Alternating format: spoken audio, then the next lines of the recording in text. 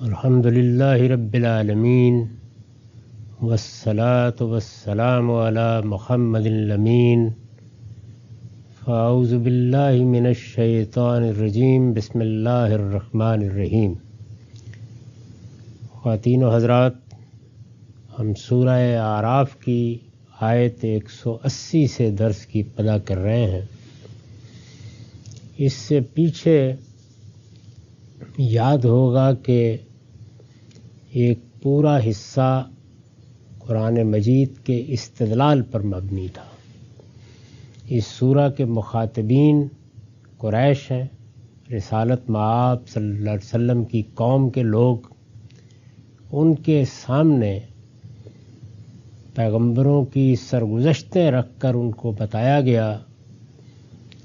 کہ رسولوں کے آنے کے بعد قوموں کے ساتھ کیا معاملہ ہوتا ہے۔ یہ گویا تاریخ سے استدلال تھا۔ سیدنا موسیٰ کی پوری سرگزشت بھی اسی پس منظر میں سنائی گئی۔ اس کے بعد عہد فطرت کی یاد دہانی ہوئی، یعنی اس عالم کے پروردگار نے انسان کو جب بنایا تو کیا چیز اس کی فطرت میں ودیت کی، اور اس میں خاص طور پر یہ توجہ دلائی کہ تم اپنا یہ عذر نہیں پیش کر سکو گے کہ تمہارے پاس صدیوں سے کوئی پیغمبر نہیں آیا، تمہیں انذار نہیں کیا گیا، یا تمہارے آباء و اجداد نے ایک دوسری روایت قائم کی اور تم اس کی پیروی کر رہے ہو۔ اللہ تعالیٰ کی توحید، یہ تو انسان کے باطن کی شہادت ہے، اس کو پیش کیا گیا، ہم اس کی وضاحت کر چکے ہیں۔ یہ اب اسی ذیل میں اہل ایمان کی طرف ایک نوعیت کا التفات ہے۔ قرآن مجید میں ایسا بہت ہوتا ہے کہ مخاطبین سامنے ہیں، ان میں وہ بھی ہیں کہ جو اب مان چکے ہیں، اور وہ بھی ہیں کہ جو کسی سورہ کے اصل مخاطبین ہیں، یعنی قریش ہیں یا اہل کتاب ہیں یا منافقین ہیں، تو تھوڑی دیر کے لیے رخ موڑ کر تلقین کی جاتی ہے، کبھی اہل ایمان کو اور کبھی تسلی دی جاتی ہے پیغمبر کو، پیغمبر کے ساتھیوں کو۔ تو ارشاد فرمایا کہ وَلِلَّهِ الْأَسْمَاءُ الْحُسْنَى فَادْعُوهُ بِهَا۔ یہاں ظاہر ہے کہ فَادْعُوهُ بِهَا کے فعل نے بتا دیا کہ ایمان والوں کی طرف التفات ہے۔ ایمان والو، تم یاد رکھو کہ اللہ کے لیے صرف اچھے نام ہیں، سو اس کو انہی سے پکارو۔ یہ بات کیا مفہوم رکھتی ہے؟ پہلے تو اچھے ناموں سے پکارو، اس کی وضاحت سن لیجئے، میں نے لکھا ہے یعنی ایسے ناموں سے پکارو جو اس کی شان یکتائی، اس کی قدرت، اس کی بے نیازی اور اس کے علم و حکمت کے مطابق ہیں۔ اس سے کیا مراد ہے؟ یہ اسی توحید کی وضاحت مزید ہے جس کا ذکر اوپر عہد فطرت کے حوالے سے ہوا ہے۔ یعنی عہد فطرت کی جو یاد دہانی کرائی گئی تھی، یہ اسی کا تقاضا بیان کیا ہے کہ اللہ تعالیٰ کی توحید کو مانتے ہو، اسی کو تنہا مانتے ہو، تو اللہ کے بارے میں گفتگو کرتے ہوئے، بات کرتے ہوئے، مباحثہ کرتے ہوئے جب اس کی صفات بیان کرو تو یہ صفات حسنہ ہونی چاہیے، یہ اسماء حسنہ ہونے چاہیے، یعنی ایسے ناموں سے پکارو جو اس کی شان یکتائی، اس کی قدرت، اس کی بے نیازی اور اس کے علم و حکمت کے مطابق ہے۔ توحید پر قائم رہنے، توحید کے لحاظ سے اپنے علم کو منظم کرنے اور توحید ہی کے مطابق عمل کرنے کے لیے یہ ضروری ہے کہ اللہ تعالیٰ کی صفات کا صحیح استحضار رہے، یعنی ہمارا پروردگار کیسا ہے، کس طرح معاملہ کرتا ہے، یہ چیزیں لازمی ہیں۔ قرآن مجید نے یہاں اسی کے باب میں توجہ دلائی اور فرمایا کہ ایمان والو، تم یاد رکھو کہ اللہ کے لیے صرف اچھے نام ہیں، سو اس کو انہی سے پکارو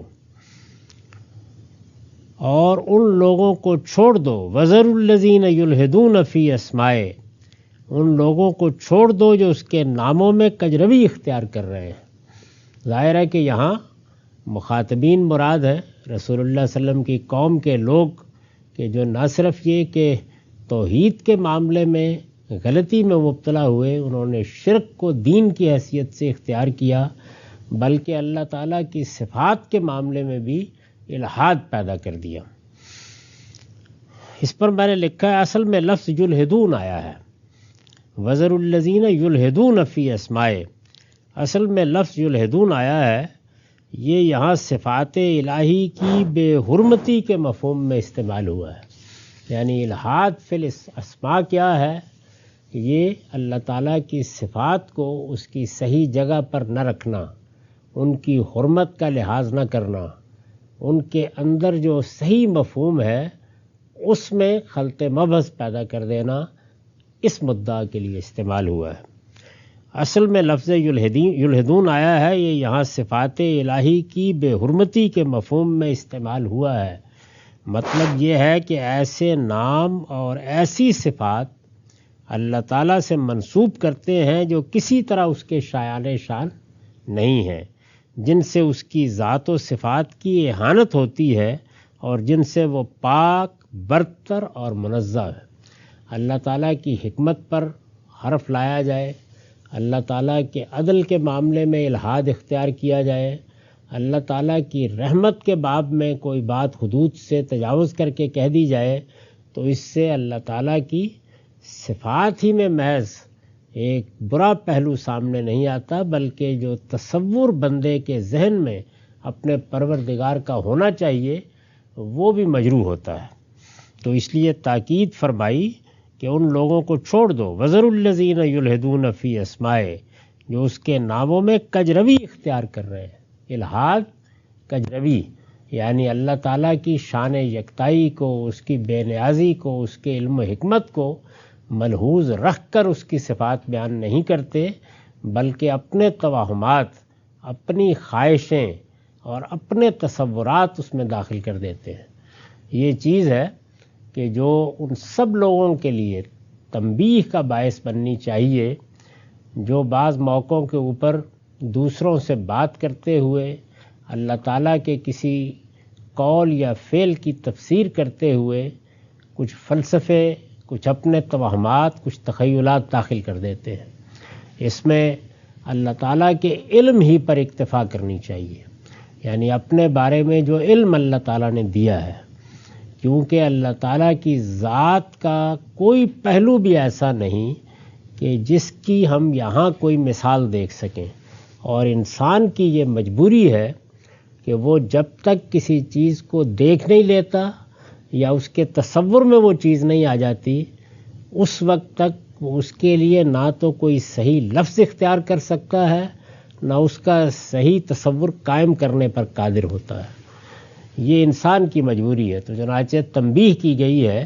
کہ اللہ تعالیٰ کے باب میں گفتگو کرتے ہوئے یہ اصولی بات ملحوظ رکھو کہ لیسا کمثلہ شیء، اس جیسی کوئی چیز نہیں۔ تو جب اللہ تعالیٰ کی ذات کے مماثل کوئی چیز نہیں ہے، تو پھر انسانوں کے کسی معاملے، انسانوں کے کسی مقدمے، انسانوں کی کسی حقیقت کو آپ مثال کے طور پر رکھ کر اللہ تعالیٰ کی قدرت کو، حکمت کو، بے نیازی کو اگر گرفت میں لانا چاہیں تو نہیں لا سکتے۔ اس میں ان صفات، ان اسماء اور انہی بیانات پر اکتفا کرنی چاہیے جو اللہ کے پیغمبروں کے ذریعے سے مستند طور پر مل گئے ہیں۔ اس میں ادنا کمزوری بھی بڑے مفاسد کا باعث بن جاتی ہے۔ تو اس لیے تنبیہ فرمائی، سَيُجْزَوْنَ مَا كَانُوا يَعْمَلُونَ، فرمایا جو کچھ وہ کر رہے ہیں اس کا بدلہ ان قریب پالیں گے۔ سورہ چونکہ اب اپنے خاتمے کی طرف بڑھ رہی ہے، تو اس لیے عدم التفات اہل ایمان کے لیے تسلی اور ان لوگوں سے اعراض کا مضمون نمایاں ہوتا چلا جائے گا۔ جو کچھ وہ کر رہے ہیں اس کا بدلہ ان قریب پالیں گے۔ وَمِمَّنْ خَلَقْنَا أُمَّةٌ يَهْدُونَ بِالْحَقِّ وَبِهِ يَعْدِلُونَ۔ اب ظاہر ہے کہ جب اس طرح کا رد عمل سامنے آتا ہے کہ دعوت پیش کی گئی، اس بلیغ کلام کے ذریعے سے اللہ تعالیٰ نے اپنی بات پہنچائی، اللہ کا پیغمبر سامنے موجود ہے، براہ راست سارے معاملات آسمان سے ہو رہے ہیں، اس میں بھی اگر لوگ سننے ماننے کے لیے تیار نہ ہوں تو ماننے والوں پر ایک یاس کی کیفیت طاری ہوتی ہے۔ یعنی وہ محسوس کرتے ہیں کہ بات تو بہت صاف ہے، بہت واضح ہے، یہ کیا سبب ہے کہ بے شمار لوگ ہیں کہ جو اس کو صحیح طرح سے سن بھی نہیں رہے، سننے کے لیے بھی تیار نہیں ہو رہے، سمجھنا تو بات کی بات ہے۔ تو اس رد عمل کے نتیجے میں ایک مایوسی، ایک یاس، ایک حسرت سی پیدا ہوتی ہے۔ تو اس وجہ سے فرمایا کہ ایسا نہیں ہے کہ سب لوگ ایسے ہی ہوتے ہیں، یاد رکھو کہ سب یکساں نہیں ہیں۔ وَمِمَّنْ خَلَقْنَا أُمَّةٌ يَهْدُونَ بِالْحَقِّ، ہمارے پیدا کیے ہوئے لوگوں میں ایک گروہ ایسا بھی ہے جو حق کے مطابق لوگوں کی رہنمائی اور اسی کے مطابق فیصلے کرتا رہا ہے۔ چنانچہ مسیحیوں میں دیکھیے، یہود میں دیکھیے، ہر جگہ ایسے لوگ کہ جو کسی غلطی میں مبتلا ہو سکتے ہیں، لیکن اپنی طرف سے جو دین ان تک پہنچا، جو ہدایت انہوں نے پائی، اس کے ساتھ نہایت مخلص ہوتے ہیں، اس کا حق ادا کرنے کی کوشش کرتے ہیں۔ اور یہ چونکہ پس منظر میں یہ مذہبی جماعتیں ہیں جو اسلام یعنی اللہ کے دین سے انحراف کر کے بنی، تو ان میں بھی ایسے لوگ ایک مجموعی انحراف کے باوجود موجود ہوتے ہیں کہ جو حق کی تلاش بھی کرتے ہیں، حق کے مطابق فیصلے بھی کرتے ہیں۔ ہمارے پیدا کیے ہوئے لوگوں میں ایک گروہ ایسا بھی ہے جو حق کے مطابق لوگوں کی رہنمائی اور اسی کے مطابق فیصلے کرتا رہا ہے۔ یہدون بالحق وبہ یعدلون والذین کذبوا بآیاتنا سنستدرجہم من حیث لا یعلمون۔ اس کے برخلاف جنہوں نے ہماری آیتوں کو جھٹلا دیا ہے، یعنی یہ بالکل صحیح ہے کہ ان کی تعداد بہت کم ہے، لیکن ہیں ایسے لوگ، رہے ہیں، ہمیشہ رہے ہیں۔ البتہ وہ لوگ کہ جنہوں نے ہماری آیتوں کو جھٹلا دیا ہے، والذین کذبوا بآیاتنا، ان کو مہلت کیوں ملی ہوئی ہے؟ تو یہ فرمایا کہ سنستدرجہم من حیث لا یعلمون، ان کو ہم وہاں سے داؤں پر لے جا رہے ہیں جہاں سے ان کو خبر بھی نہ ہوگی۔ یہ انسان کی بڑی غلط فہمی ہوتی ہے کہ جب اس کو ڈھیل ملتی ہے، دنیا چونکہ مہلت ہی کی جگہ ہے، تو اس میں اس کے ہر پاؤں پر کامیابی اس کے پاؤں چومتی ہے، ہر اس کی تدبیر کامیاب محسوس ہوتی ہے، وہ اہل حق کے خلاف جو کچھ کرتا ہے اس کے نتیجے میں اس کی طاقت میں اضافہ ہوتا ہے، تو یہ چیز غلط فہمی میں مبتلا کر دیتی ہے۔ تو یہ توجہ دلائی کہ جب اللہ کے پیغمبر کی طرف سے بات واضح ہو جاتی ہے تو پھر استدراج ہوتا ہے۔ استدراج کا مطلب یہ ہے کہ اللہ تعالیٰ پھر ڈھیل دیتے ہیں، اور یہ ڈھیل اس مقصد سے دی جاتی ہے کہ اب رسی سنستدرجہم من حیث لا یعلمون وَأُمْلِي لَهُمْ إِنَّ کَیدی متین۔ فرمایا اس وقت میں ان کو ڈھیل دے رہا ہوں۔ کیوں دے رہا ہوں؟ اس لیے کہ میری تدبیر بڑی محکم ہے۔ یعنی ایسا نہیں ہے کہ میں ڈھیل دوں گا تو یہ کہیں فرار ہو جائیں گے، بھاگ جائیں گے، قابو میں نہیں آئیں گے، بغاوت کر دیں گے، اس دنیا کو چھوڑ کر کوئی اور دنیا آباد کر لیں گے۔ تو میری تدبیر بڑی محکم ہے، اس لیے کوئی پریشانی کی بات نہیں ہے۔ تم ان کی مہلت سے اپنے آپ کو مایوسی میں مت ڈالو۔ میں ان کی رسی دراز کیے ہوئے ہوں، لیکن جب میں پکڑوں گا تو یہ جان ہی نہیں سکیں گے، ان کو کچھ خبر ہی نہ ہوگی کہ یہ کہاں سے پکڑے گئے۔ اس وقت میں ان کو ڈھیل دے رہا ہوں اس لیے کہ میری تدبیر بڑی محکم ہے۔ اس پر نوٹ ہے، یہ معاملہ ان لوگوں کے ساتھ ہوتا ہے، یعنی کن کو اللہ تعالیٰ اس طرح کی ڈھیل دیتے ہیں، وہ کون ہیں جن کے ساتھ استدراج کا یہ معاملہ کیا جاتا ہے؟ تو یہ معاملہ ان لوگوں کے ساتھ ہوتا ہے جو خدا کے مقابلے میں سرکشی اور بغاوت پر اتر آتے ہیں۔ یعنی کوئی شخص اگر غلطی میں مبتلا ہے، غلط فہمی میں مبتلا ہے، اس کو توجہ دلائی جائے تو سننے کے لیے تیار ہو جائے گا، اللہ تعالیٰ اسے کبھی محروم نہیں کرتے۔ سچی طلب ہو، آدمی طالب علمانہ مزاج کے ساتھ ہر چیز کو سننے سمجھنے کے لیے تیار ہو تو اس کے لیے حق کے دروازے کھلتے ہیں۔ وہ کچھ دیر غلطی میں مبتلا رہ سکتا ہے لیکن بتدریج اس سے نکل آتا ہے۔ اس کے لیے طرح طرح سے ہدایت کے اسباب پیدا ہوتے ہیں، لیکن ڈیل اور اس طرح کی ڈیل کن کو دی جاتی ہے؟ ان کو دی جاتی ہے کہ جو سرکشی میں انتہا کو پہنچے ہوئے ہوتے ہیں۔ استاد امام لکھتے ہیں، جب شکاری کو اپنی ڈور پر پورا اعتماد ہوتا ہے تو وہ مچھلی کو آخری حد تک ڈھیل دیتا ہے، یعنی وہ گرفت میں لے چکا ہوتا ہے اور اسے معلوم ہوتا ہے کہ جو رسی میں نے پھینکی ہے یا ڈوری پھینکی ہے یا جو میں نے کمند لگائی ہے اس سے نکلنا ممکن نہیں ہے۔ جب شکاری کو اپنی ڈور پر پورا اعتماد ہوتا ہے تو وہ مچھلی کو آخری حد تک ڈھیل دیتا ہے۔ مچھلی سمجھتی ہے کہ اب اس نے بازی مار لی،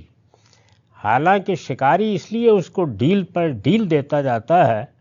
کہ وہ جانتا ہے کہ وہ کتنا ہی زور لگائے لیکن وہ اس کے قابو سے باہر نہیں جا سکتی۔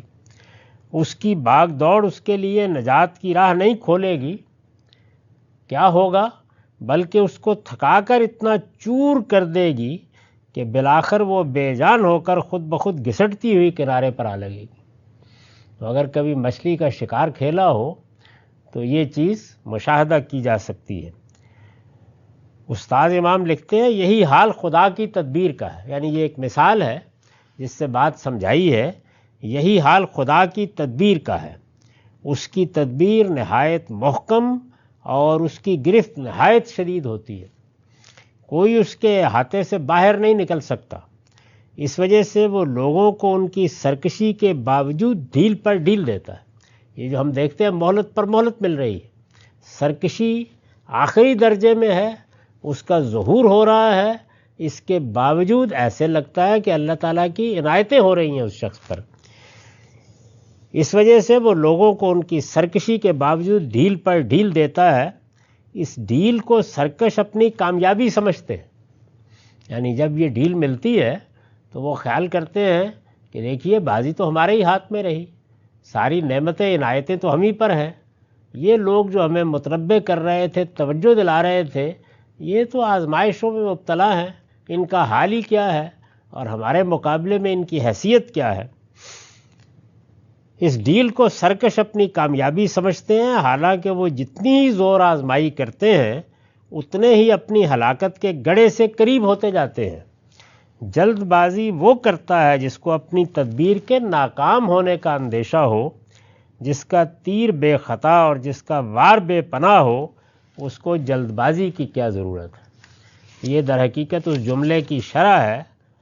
کہ میں ان کو ڈیل دے رہا ہوں، وَأُمْلِي لَهُمْ إِنَّ كَيْدِي مَتِينٌ، اس لیے کہ میری تدبیر بڑی محکم ہے۔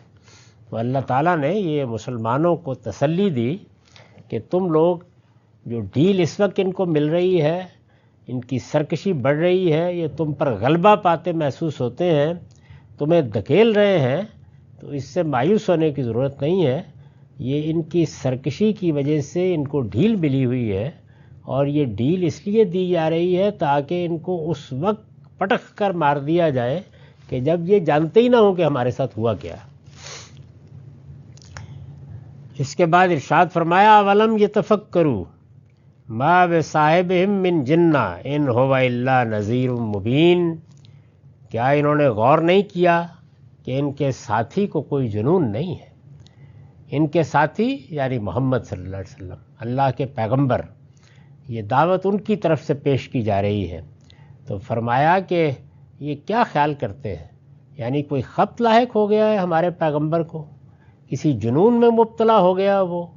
وہ تو ان کی خیر خواہی میں ان کے دروازوں پر دستک دے رہا ہے تاکہ یہ اس غفلت سے بیدار ہوں،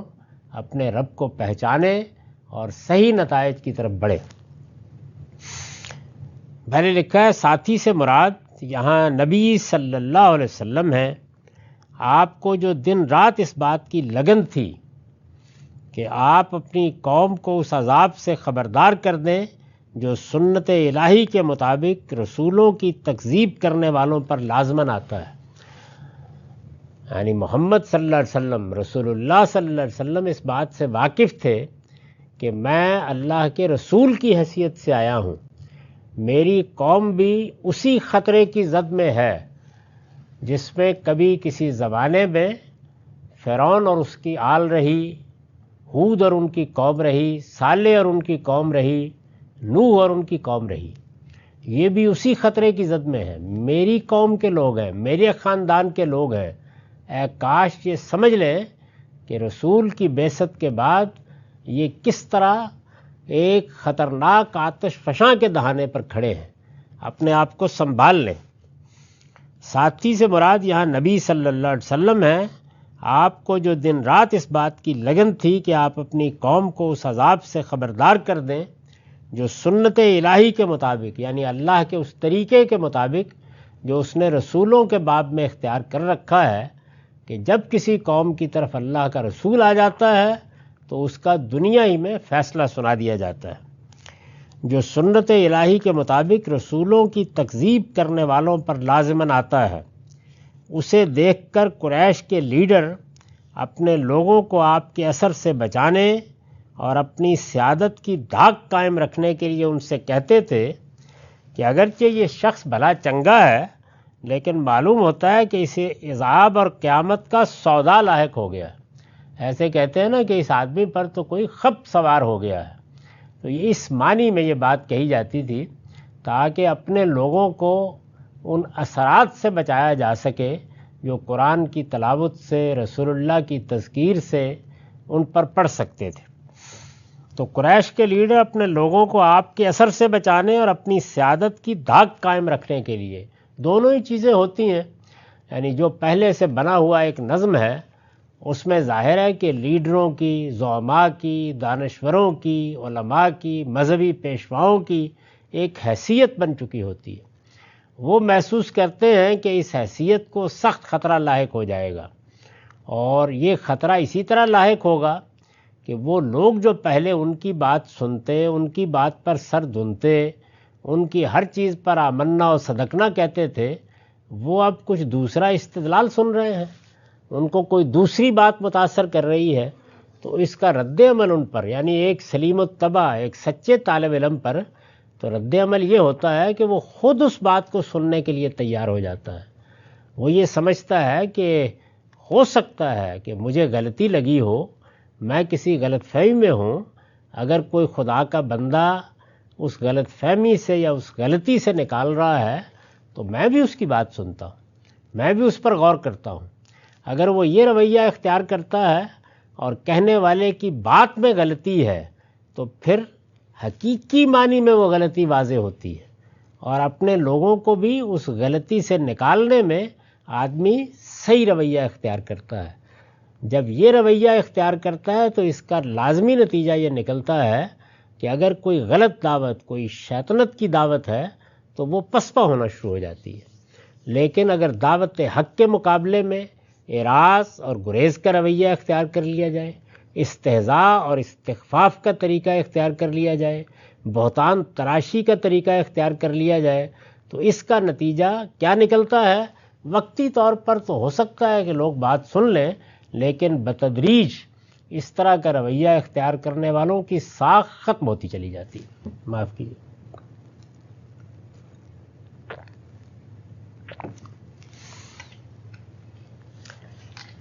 تو قریش کے لیڈر اپنے لوگوں کو آپ کے اثر سے بچانے اور اپنی سیادت کی دھاک قائم رکھنے کے لیے ان سے کہتے تھے کہ اگرچہ یہ شخص بھلا چنگا ہے، یعنی ایسا نہیں ہے کہ کوئی بیماری لاحق ہو گئی ہے، لیکن معلوم ہوتا ہے کہ اسے عذاب اور قیامت کا سودا لاحق ہو گیا ہے،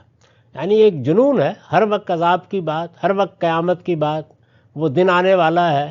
تم گرفت میں آنے والے ہو، عنقریب تمہاری گھڑی تمہارے سر پر مسلط ہو جائے گی۔ تو ظاہر ہے کہ یہ قرآن میں بار بار اس کی طرف توجہ دلائی جاتی تھی، تو اس کے جواب میں وہ یہ کہتے تھے۔ یہ قریش کی اسی طفل تسلی کی تردید فرمائی ہے، یعنی یہ کیا تھا؟ کچھ بھی نہیں تھا، ایسے ہی ہے جیسے آپ کسی بچے کو وقتی طور پر بہلا لیں، اس کے پیچھے کوئی علم اور استدلال نہیں تھا۔ یہ قریش کی اسی طفل تسلی کی تردید فرمائی ہے، اور حضور صلی اللہ علیہ وسلم کے لیے ساتھی کا لفظ اسی بنا پر استعمال کیا ہے. یعنی مطلب یہ ہے کہ یہ کوئی اجنبی شخص نہیں ہے، باہر سے نہیں آ گئے، اچانک نمودار نہیں ہو گئے، تمہارے ہی وطن کے، تمہاری ہی قوم کے، تمہارے ہی گرد و نواح کے لوگ اچھی طرح جانتے ہیں کہ یہ کون شخصیت ہے، کون ہے کہ جو ان سے ناواقف ہے.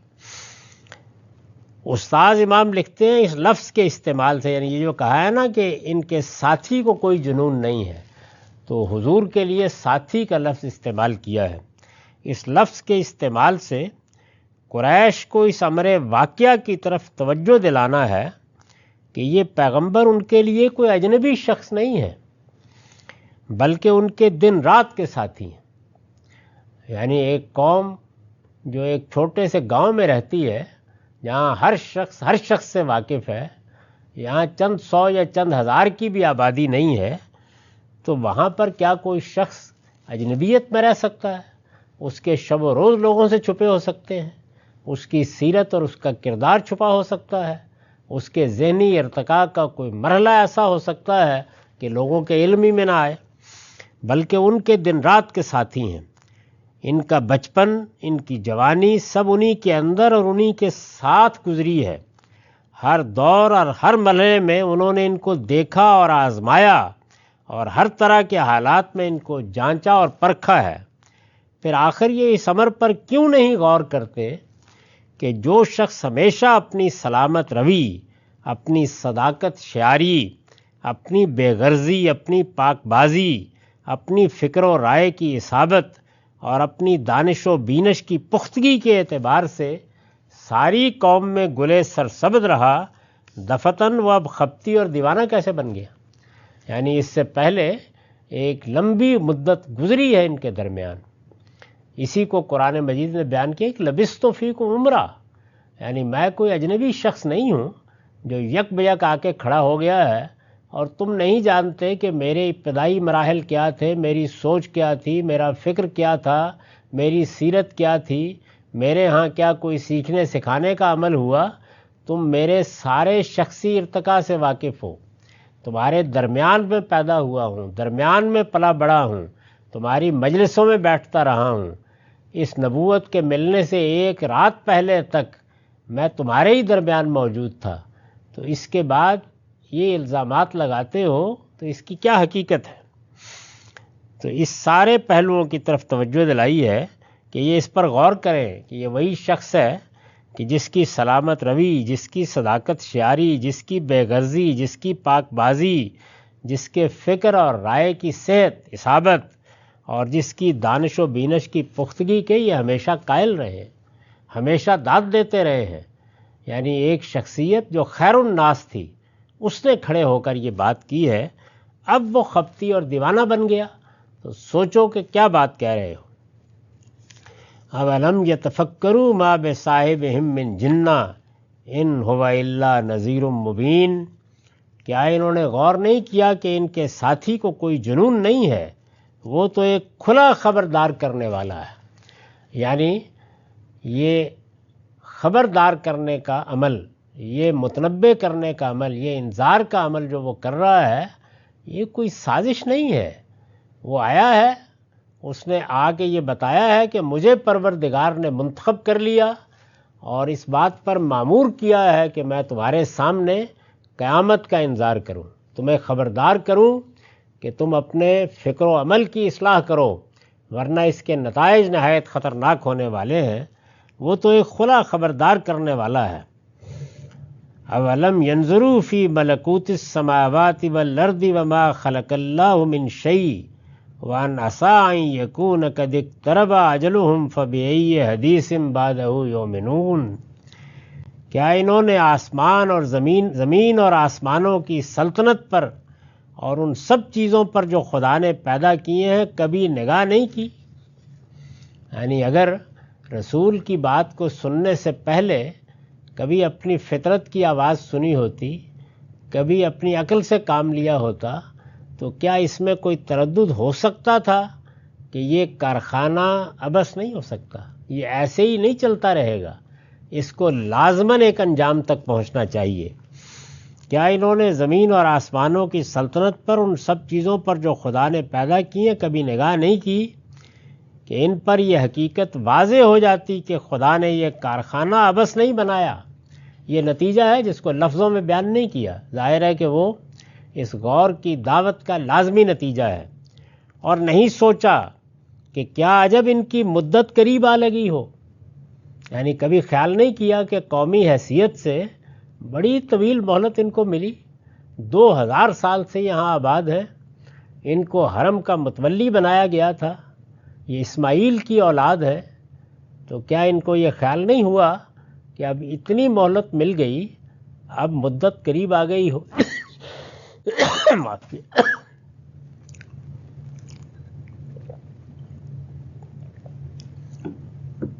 اور نہیں سوچا کہ کیا عجب ان کی مدت قریب آ لگی ہو۔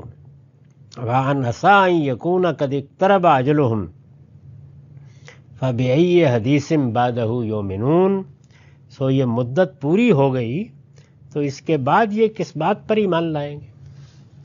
یعنی پھر تو مہلت ختم ہو جائے گی، پھر تو اللہ کا فیصلہ آ جائے گا، پھر جو کچھ ہونا ہے وہ ہو جائے گا، پھر اس کا کوئی مداوع نہیں ہوگا۔ اس پر میں نے لکھا ہے مطلب یہ ہے کہ خدا کی کائنات پر غور کرتے تو لازماً اس نتیجے پر پہنچ جاتے کہ یہ نہ یہ کارخانہ ابس بنا ہے، یعنی بے فائدہ بنا ہے کہ جزا و سزا کے بغیر یوں ہی چلتا رہے اور کسی ظالم، معاند، حق و انصاف کے دشمن اور سرکش کے لیے کوئی یوم حساب نہ آئے، یعنی لوگ خدا کی زمین پر دھاندلی کرتے رہیں، ظلم اور فساد کا بازار گرم کرتے رہیں، اس کے شریک ٹھہراتے رہیں، اس کے مقابلے میں سر اٹھائیں، دوسروں کے ساتھ ظلم و عدوان سے پیش آئیں اور وہ گرفت نہیں کرے گا۔ مطلب یہ ہے کہ خدا کی کائنات پر غور کرتے تو لازماً اس نتیجے پر پہنچ جاتے کہ نہ یہ کارخانہ ابس بنا ہے کہ جزا و سزا کے بغیر یوں ہی چلتا رہے اور کسی ظالم، معاند، حق و انصاف کے دشمن اور سرکش کے لیے کوئی یوم حساب نہ آئے، اور نہ اس کا علیم و حکیم خداوند جس نے انسان کو خیر و شر میں امتیاز کا شعور دیا ہے خود اس شعور سے بے نیاز ہو کر دنیا کو یوں ہی چھوڑے رکھ سکتا ہے۔ یعنی یہ کبھی غور نہیں کیا انہوں نے کہ کیا واقعی یہ دنیا یا اس کے بارے میں کوئی شخص یہ رائے قائم کر سکتا ہے کہ یہ بس ایسے ہی ہے، ایسے ہی رہے گی، یہ موت و حیات کا کارخانہ کسی انجام کو نہیں پہنچے گا، اور اگر اس کا کوئی خداوند ہے جیسے کہ یہ مانتے ہیں کہ ہے اور وہ اس سے بالکل بے نیاز رہے گا، وہ علیم و حکیم جس نے خود ہمیں یہ شعور بخشا ہے کہ خیر اور شر یکساں نہیں ہے، وہ خیر اور شر کو یکساں ہونے دے گا۔ قرآن مجید نے کئی موقعوں پر استدلال کا یہ پہلو واضح کیا اور اس کے بعد یہ کہا ہے کہ کیسا حکم لگاتے ہو، کیا فیصلہ کرتے ہو، کیا یہی بصیرت تم کو حاصل ہوئی؟ چنانچہ حسرت و افسوس کے ساتھ فرمایا ہے کہ وہ اس بات پر غور کرتے تو یہ بات بھی ان پر کھل جاتی کہ کیا عجب کہ ان کی وہ اجل بھی قریب آ لگی ہو جس سے پیغمبر ان کو خبردار کر رہے ہیں۔ یعنی اگر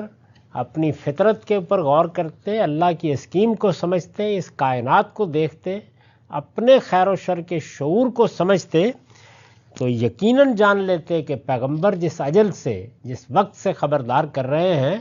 وہ تو عین تقاضا ہے اور اس کو ہر حال میں آنا چاہیے، اور خدا کا وہ فیصلہ ان کے لیے صادر ہونے والا ہے جو ان سے پہلے پیغمبروں کی تکذیب کرنے والوں کے لیے صادر ہو چکا ہے۔ استاذ امام لکھتے ہیں یہ گویا پیغمبر صلی اللہ علیہ وسلم کی تائید میں آفاقی شہادت کی طرف اشارہ ہے کہ پیغمبر جو کچھ کہہ رہے ہیں اس کو خبر پر محمول نہ کرو بلکہ اپنی بلادت اور سرگشتگی پر ماتم کرو۔ اپنی بلادت، اپنی حماقت، سفاہت، سرگشتگی، یعنی تم چونکہ صحیح راستے پر نہیں ہو تو سرگشتہ ہو چکے ہوئے ہو، تمہارے اندر خود آشفتگی ہے، تم خود پریشان خیالی کا شکار ہو، تم خود ادھر ادھر کی وادیوں میں سرگرداں ہو، تم پیغمبر کو خبتی کہہ رہے ہو، خب تو تمہیں لاحق ہے کہ تم نہ فطرت پر غور کر رہے ہو، نہ کائنات پر غور کر رہے ہو، نہ براہنہ حقائق کو اپنی آنکھوں کے ساتھ دیکھ رہے ہو۔ تو اس طرح گویا یہ توجہ دلائی کہ اللہ کے پیغمبر جو دعوت پیش کر رہے ہیں یا جس چیز کی طرف توجہ دلا رہے ہیں وہ صرف پیغمبر کا قول اور تاریخ کی گواہی ہی نہیں ہے، بلکہ فطرت، آفاق، انفس سب اسی کی شہادت دے رہے ہیں۔ اس طرح گویا پیغمبروں کا دیا ہوا دین اگر غور کر کے دیکھا جائے اور انہوں نے جن چیزوں سے خبردار کیا ہے ان پر اگر توجہ کی جائے تو پوری کائنات کے ایک ایک پہلو کو بالکل ہم آہنگ کر دیتا ہے، یعنی کوئی شبہ باقی نہیں رہ جاتا کہ یہ اللہ کے پیغمبر جو بات کہہ رہے ہیں فطرت بھی اسی کو قبول کرتی ہے، انفس و آفاق بھی اسی کی شہادت دیتے ہیں، تاریخ بھی اسی کی گواہی دیتی ہے، اور انسان اگر شعور کے ساتھ ان سب چیزوں پر غور کرے تو وہ خود بھی اسی نتیجے تک پہنچتا ہے۔ تو اس لیے یہ ارشاد فرمایا، اور نہیں سوچا کہ کیا عجب ان کی مدت قریب آ لگی ہو، سو یہ مدت پوری ہو گئی تو اس کے بعد یہ کس بات پر ایمان لائیں گے، یعنی پھر کون سا موقع باقی رہے گا۔ من یضلل اللہ فلا ہادی لہ ویذرہم فی طغیانہم یعمہون۔ حقیقت یہ ہے کہ جنہیں خدا گمراہی میں ڈال دے اپنے قانون کے مطابق، جنہیں خدا اپنے قانون کے مطابق گمراہی میں ڈال دے ان کے لیے پھر کوئی ہدایت دینے والا نہیں ہو سکتا۔ یعنی خدا نے اگر ہدایت کا اور گمراہی کا ایک قانون بنا رکھا ہے اور کوئی شخص وہی راستہ اختیار کرے جس کا لازمی نتیجہ گمراہی ہوتی ہے تو پھر اللہ تعالیٰ اس کو اسی راستے پر آگے بڑھنے دیتے ہیں، اور جب اللہ یہ فیصلہ کر لے تو پھر کون ہدایت دے سکتا ہے۔ جنہیں خدا اپنے قانون کے مطابق گمراہی میں ڈال دے ان کے لیے پھر کوئی ہدایت دینے والا نہیں ہو سکتا۔ وَيَذَرُهُمْ فِي طُغْيَانِهِمْ يَعْمَهُونَ، ان کو وہ ان کی سرکشی میں بھٹکتا ہوا چھوڑ دیتا ہے۔ یہ اسی ڈھیل کی مزید وضاحت ہے۔ يَسْأَلُونَكَ عَنِ السَّاعَةِ، یعنی ظاہر ہے کہ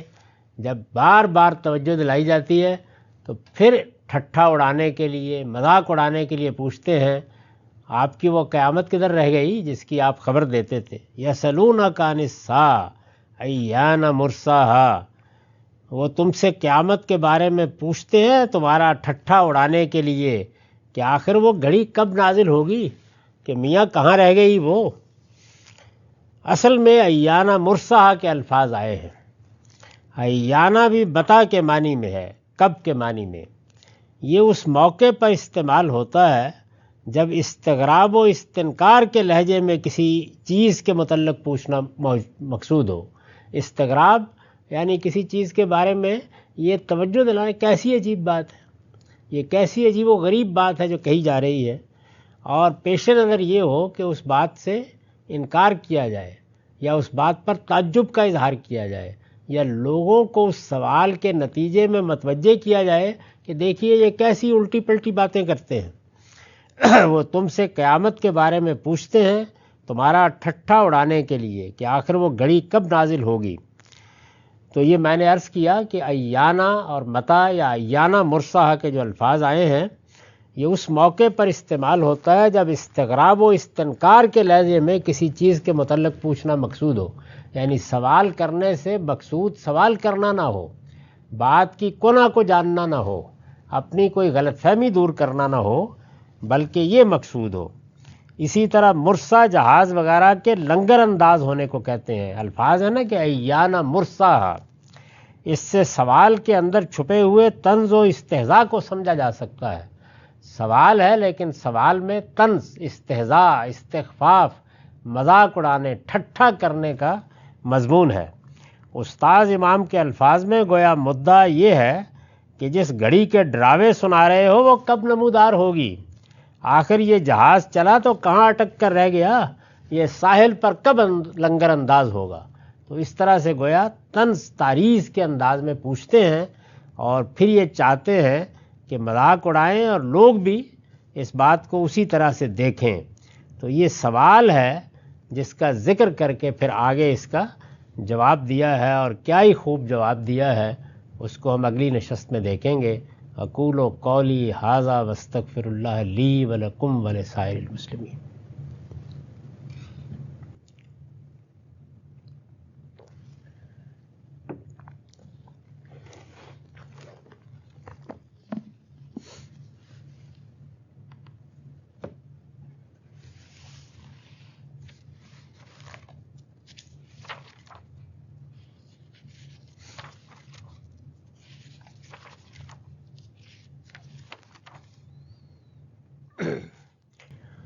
بسم اللہ الرحمن الرحیم۔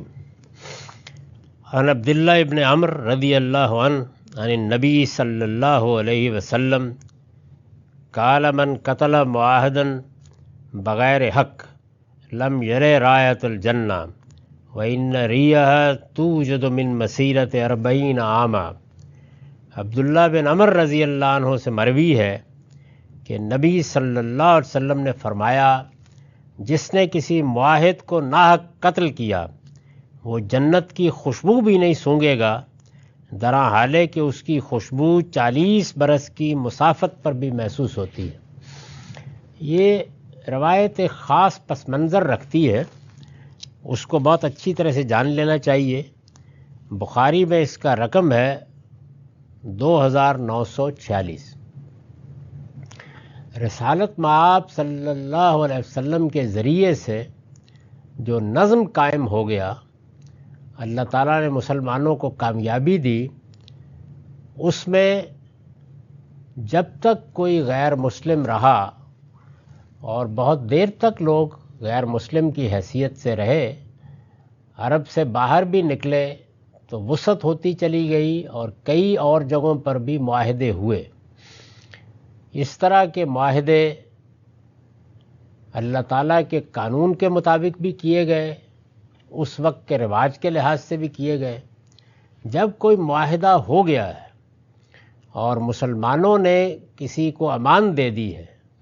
اور ایک بار یہ طے ہو گیا ہے کہ اب یہ اور یہ شرائط ہیں جن کے تحت ہم ایک ہی ریاست میں یا ایک ہی جگہ یا ایک ہی وطن میں رہیں گے۔ اگر ان کی آپ تاریخ کو دیکھیں تو رسالت مآب صلی اللہ علیہ وسلم جب مدینہ تشریف لے گئے تو وہاں آپ نے وہاں کے مقامی لوگوں کے ساتھ معاہدے کیے، یہود کے ساتھ معاہدہ کیا۔ اسی طرح سے جیسے جیسے دعوت آگے بڑھی تو بہت سے قبائل کے ساتھ معاہدے کیے۔ خود صلح حدیبیہ کے موقع پر بھی ایک بڑا معاہدہ ہی کیا گیا۔ تو جب آپ معاہدے کرتے ہیں اور کوئی شخص آپ کے ساتھ معاہدہ کر کے آپ کے ساتھ شامل ہو جاتا ہے تو دو صورتیں ہوتی ہیں، یعنی برابری کی سطح پر رہ رہے ہیں، دوسرے کو برتری حاصل ہے اور آپ نے اپنی حفاظت کے لیے معاہدہ کیا ہے، تو اس طرح کے موقعوں کے اوپر تو بالعموم کوئی تعدی کم ہوتی ہے۔ لیکن جب نوبت وہ آ گئی کہ سرزمین عرب پر بھی غلبہ قائم ہو گیا اور مسلمانوں کو گرد و نواح میں بھی سیاسی برتری حاصل ہونا شروع ہو گئی، تو اب یہ سوال تھا کہ برتری کے زوم میں مسلمان کسی معاہد کے خلاف کوئی تعدی نہ کریں، یعنی جس نے آپ کے ساتھ زندگی کی ضمانت حاصل کی ہے، رہنے کے لیے آپ کے ساتھ ایک شہری کی حیثیت سے کچھ حقوق مانگے ہیں اور وہ آپ نے دے دیے ہیں۔ اس وقت میں اس کی تفصیل نہیں کرنا چاہتا کہ کیا کیا پہلو اس وقت مقصود تھے، لیکن کسی بھی لحاظ سے کوئی معاہدہ ہو گیا ہے، کسی بھی لحاظ سے کسی کے ساتھ آپ نے کوئی شرائط طے کر لیے ہیں، تو فرمایا کہ اس کی خلاف ورزی نہیں ہونی چاہیے۔ یہاں خاص طور پر توجہ دلائی کہ تم چونکہ اس وقت برتری کے مقام پر جا رہے ہو، اور عربوں کے ہاں جس طرح کا قبائلی نظم تھا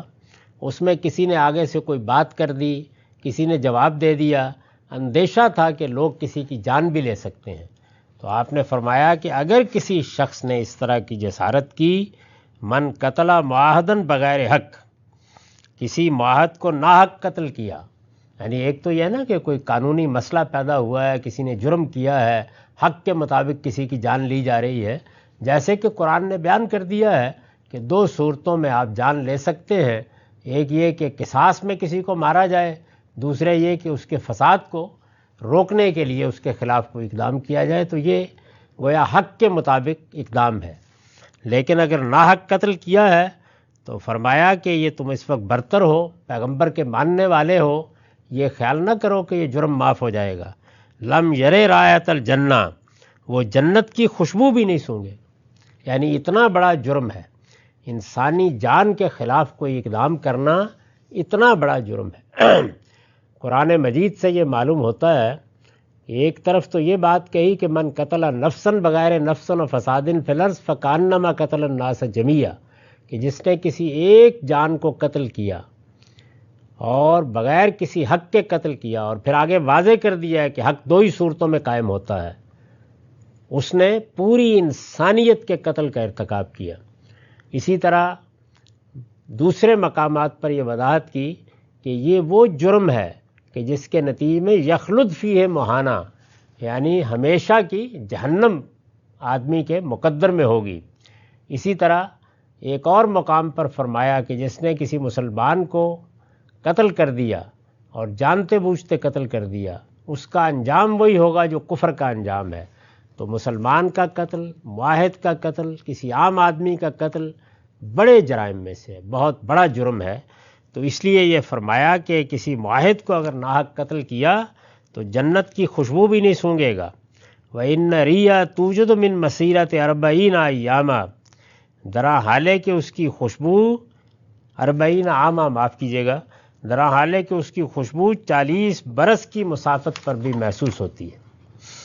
اس پر میں نے لکھا ہے، یعنی وہ شخص جو کسی معاہدے کے نتیجے میں مسلمانوں کی ریاست کا شہری بنا ہو، وہ اب معاہد کہلاتا ہے۔ کوئی شرائط طے ہوئیں، آپ نے اس کو یہ موقع دے دیا۔ یہ ذہن میں رہے کہ آج کے زمانے میں تو قومی ریاستیں ہیں اور لوگ آپ ان کے شہری ہیں، لیکن یہ کہ اس زمانے میں تو حاکمانہ طریقے سے شہریت دی جاتی تھی۔ اس وقت بھی یہ ہے کہ قومی ریاستوں میں بھی آپ کسی شخص کو باہر سے جب وہ آتا ہے تو شہریت ہی دیتے ہیں، یہ ایک نوعیت کا معاہدہ ہی ہوتا ہے۔ یعنی وہ شخص جو کسی معاہدے کے نتیجے میں مسلمانوں کی ریاست کا شہری بنا ہو، اس سے اندازہ کیا جا سکتا ہے کہ معاہدات کی اسلام کے سیاسی اخلاقیات میں کیا اہمیت ہے اور ان سے روگردانی کے نتائج قیامت میں کس قدر سنگین ہو سکتے ہیں۔ یعنی رسول اللہ نے یہ بتایا ہے کہ یہ کوئی چیز نہیں کہ تم اپنے اسلام کی برتری میں اور اس کے زوم میں یہ خیال کرو کہ تمہارے لیے تو جنت خاص ہو گئی ہے اور اب تم جس کے ساتھ جو ظلم بھی کر سکتے ہیں کر لو۔ تو خاص طور پر ذہن میں رکھو کہ اگر کسی معاہد کے خلاف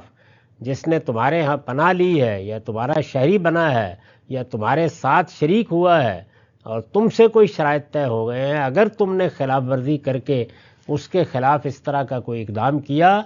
تو یہ وہ چیز ہے کہ جو پھر جنت سے اتنا دور پھینک دے گی کہ اس کی خوشبو بھی تم تک نہیں پہنچے گی۔ ظاہر ہے کہ یہ اسلوب ایک طرح کے مبالغے کا اسلوب ہے، جس سے یہ مقصود ہے کہ لوگوں کو توجہ دلائی جائے کہ وہ کیا کر رہے ہیں اور اس کے کتنے برے نتائج ان کے لیے نکلیں گے۔ ایسا ہی ایک مضمون بعض اور روایتوں میں بھی آیا ہے جن کی سند پر تو اگرچہ کچھ کلام ہے، لیکن بات ٹھیک ہے جو ان میں بیان کی گئی ہے، اور وہ یہ کہ اگر کسی معاہد کے ساتھ مسلمان بدعہدی کریں گے، کسی کے ساتھ کوئی معاملہ طے کر کے اس کی خلاف ورزی کریں گے، کسی کو اپنے ہاں شہریت دے کر اس کے حقوق پامال کریں گے، تو فرمایا کہ اگر دنیا میں اس کو انصاف نہ مل سکا تو قیامت میں جب وہ اپنا استغاثہ پیش کرے گا تو میں محمد الرسول اللہ اس کی طرف سے اس کے مقدمے کا وکیل ہوں گا۔ تو یہ تنبیہ اس لیے کی گئی ہے کہ اخلاقیات کا تعلق صرف آپ کے انفرادی زندگی کے معاملات سے نہیں ہوتا، بلکہ اخلاقیات سب سے بڑھ کر اجتماعی اور سیاسی اخلاقیات ہیں جو قوموں کی تقدیر کا فیصلہ کرتے ہیں۔ لیڈروں میں معاہدات ہوتے ہیں، قوم کے ساتھ کمٹمنٹس ہوتی ہیں، آپ لوگوں سے ووٹ لیتے ہیں اور اپنے کوئی آدرش نصب العین کوئی بات کہہ کے کرتے ہیں، یہ سب کیا ہے؟ سب معاہدات ہیں۔ ان معاہدات کو اسلام میں، ہمارے دین میں غیر معمولی تقدس حاصل ہے۔ یہ وہ معاہدات ہیں کہ جن کی حرف بحرف پیروی کرنے کی کوشش کرنی چاہیے۔ اگر کسی موقع کے اوپر اس کی خلاف ورزی ناگزیر ہو جائے تو کھلے طریقے سے آئیے، اپنی بات کہیے، دوسرے کو متنبہ کیجیے، اس کو موقع دیجیے، اس کے بعد ہی آپ کو حق حاصل ہوتا ہے کہ آپ کسی معاہدے سے نکل سکیں۔ یہ کوئی یک طرفہ معاملہ نہیں ہوتا کہ بس ایک امنگ آئی اور آپ نے کہا کہ ہم نے تو منہ پھیر لیا اور جو کچھ کہا تھا اس کو اگل کر پھینک دیا۔ تو معاہدات کے بارے میں اسلام کی اخلاقیات یہ ہے، خاص طور پر وہ معاہدات جو قومی سطح پر، سیاسی سطح پر کیے جاتے ہیں۔ وآخر دعوانا الحمدللہ رب العالمین۔ اب 10 منٹ کا وقفہ ہے، اس کے بعد سوالوں کی نشست ہے۔